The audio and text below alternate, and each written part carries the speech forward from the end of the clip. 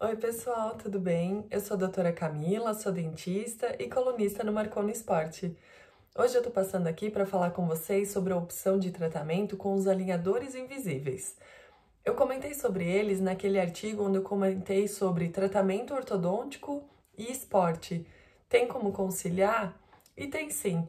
Uma das opções para a gente reduzir os danos num possível impacto no desenvolvimento de algum esporte, algum tipo de esporte, a gente tem essa questão dos alinhadores invisíveis.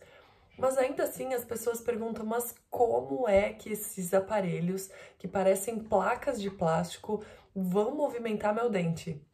E é aí que vem toda a questão, porque é um sistema complexo e totalmente desenvolvido para esse fim. Então, o que acontece?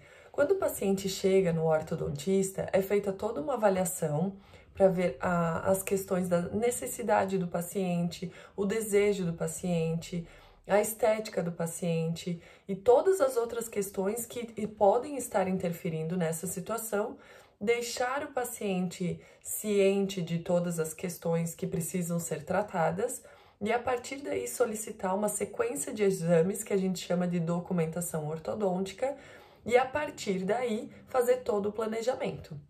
Até aí é igual a algum outro tratamento com aparelho convencional. O que difere? Difere que para os alinhadores invisíveis, além das radiografias, das fotografias, a gente precisa do escaneamento bucal, tá? Então, ao invés de fazer aquela moldagem tradicional, que os pacientes às vezes ainda comentam, nossa, mas isso às vezes dá uma ânsia, né? Sabe essa moldagem que é feita com material meio borrachoide? Então, nesse caso, a gente substitui esse método convencional por um escaneamento bucal. É utilizado um scanner que vai criar um modelo digital, um modelo virtual da sua boca, né? E aí, a partir disso, e tendo já feito as radiografias, as fotografias, a gente preenche uma sequência, um formulário bem extenso personalizando o caso de cada paciente, identificando pontualmente cada situação, decidindo, tomando a decisão no sistema, né? Entre onde vai tirar, onde vai colocar, para onde vem, tudo é definido pelo dentista. Então, e já começa por aí a grande importância de ser alguém que tenha a especialização e que seja apto para trabalhar com isso, tá? Por isso a questão que nós passamos por um credenciamento, por um treinamento para trabalhar com isso, mesmo já sendo ortodontistas especialistas, né, de formação. A partir daí, colocando todos esses dados num sistema próprio da marca, tá? É feito um envio para a empresa e aí lá os técnicos, utilizando o banco de dados da empresa, que por exemplo hoje já tratou mais de 8 milhões de pacientes no mundo, eles acabam mandando uma prévia. Essa prévia, quando vem para a gente precisa analisar se aquilo que foi entendido pelos técnicos, pelo que foi passado pelo nosso formulário, aquilo que o sistema entendeu, está condizente com aquilo que a gente idealizou e idealiza para o paciente, e se aquilo é possível de ser feito. Porque senão, muitas vezes, pode parecer que é quase um joguinho, um videogame. Numa próxima postagem eu posso mostrar um pouquinho mais do sistema para vocês.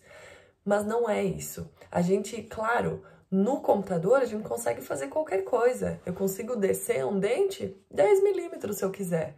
Mas eu, como dentista, sei que isso é inviável, que isso não tem como, tá?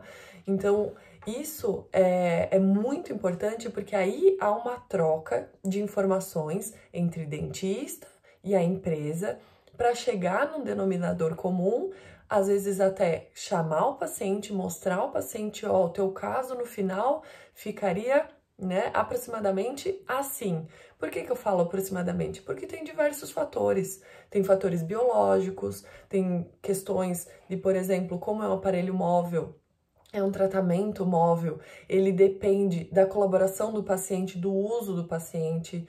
Tem técnicas, às vezes, que precisam ser associadas aos alinhadores, que não basta apenas colocar o alinhador, existem técnicas, às vezes, associadas a isso e que precisam ser seguidas. Então, por isso que a gente fala que depende também muito do paciente. Chegando ao final, assim, ok, é isso, é assim que nós queremos o tratamento, então a gente dá um check. Ok, empresa, pode confeccionar as placas. E por que eu falo placas? Porque são duas? A parte de cima e a parte de baixo? Não, na verdade, na maioria, passam de 10, 12, 14, 20, 40, 50 placas.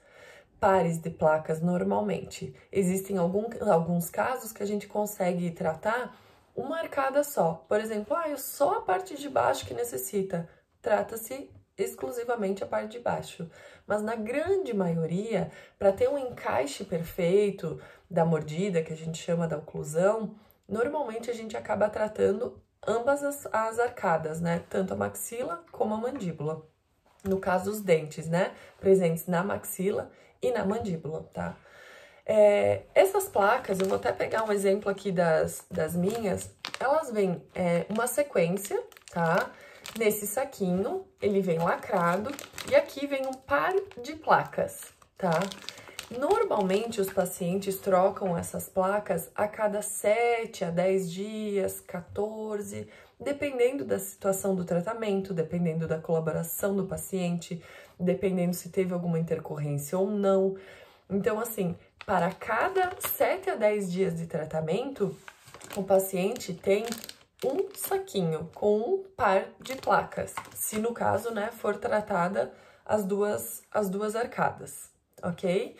E assim vai seguindo. Então, por exemplo, essa aqui que eu peguei minha, ela é o pacotinho 14 de 18, tá? Então, assim a gente vai fazendo uma sequência e o paciente consegue fazer o controle aqui embaixo, anotando a data do dia que começou o uso até qual dia que ele utilizou. Assim a gente consegue manter certinho um controle. Então, na verdade, o que muitas pessoas não conseguem compreender, como é que funciona, que essa placa de plástico vai movimentar meus dentes, é porque ainda não tinha entendido que, na verdade, não é uma placa ou um par de placa. Na verdade, são pares de placa. E cada vez que você coloca, né, que abre o saquinho, pega uma nova placa, dá aquela pressão como se tivesse naquele aparelho convencional fixo no consultório, feita aquela manutenção que é mensal. Qual que é a grande questão dos alinhadores invisíveis? Além da questão da diminuição na incidência de lesões nos possíveis impactos, traumas durante o desenvolvimento de algum esporte, a gente tem a possibilidade de reduzir as idas ao dentista. Até hoje eu comentei com uma paciente da importância disso. Como estamos passando frente a uma pandemia, a possibilidade de não necessariamente ver o paciente a cada 30 dias acaba agregando muito, não só para a gente como dentista, na questão e principalmente de um conforto para o paciente, porque é muito mais fácil, principalmente na questão de que tirar para se alimentar, tirar para escovar os dentes e, se preciso, por algum motivo, ou de viagem, ou de estudo, não pode comparecer naquele controle mensal, não tem problema, porque é muito mais tranquilo, porque é muito mais seguro, porque cada conjunto de par de placas faz um movimento controlado. Então, a gente tem segurança de que a partir dali, mesmo se a pessoa continuar a usar, tá em segurança, porque não é como algum outro aparelho fixo, por exemplo, que se aconteça alguma coisa que o paciente não puder comparecer à consulta, o fio continua ativado, algum elástico ainda que esteja fazendo uma força que vá passar do limite. Então, tem todas essas situações, tá? Eu espero que vocês tenham entendido. Num próximo vídeo eu vou trazer um pouquinho mais sobre o sistema, mostrando para vocês como é feito todo o desenvolvimento, o passo a passo, como a gente consegue ter uma prévia de como vai ficar o tratamento no final. E a partir daí também a quantidade de placas e, sendo assim, considerando mais ou menos o período de uso das placas, a gente consegue ter uma noção mais precisa do tempo do tratamento do paciente. tá bom? Eu fico à disposição, caso vocês tiverem ainda alguma dúvida, fiquem à vontade, tem o meu e-mail à disposição, ou pelo Instagram, mandem direct, que eu vou ficar muito feliz em poder ajudar, tá bom? Um forte abraço e até mais!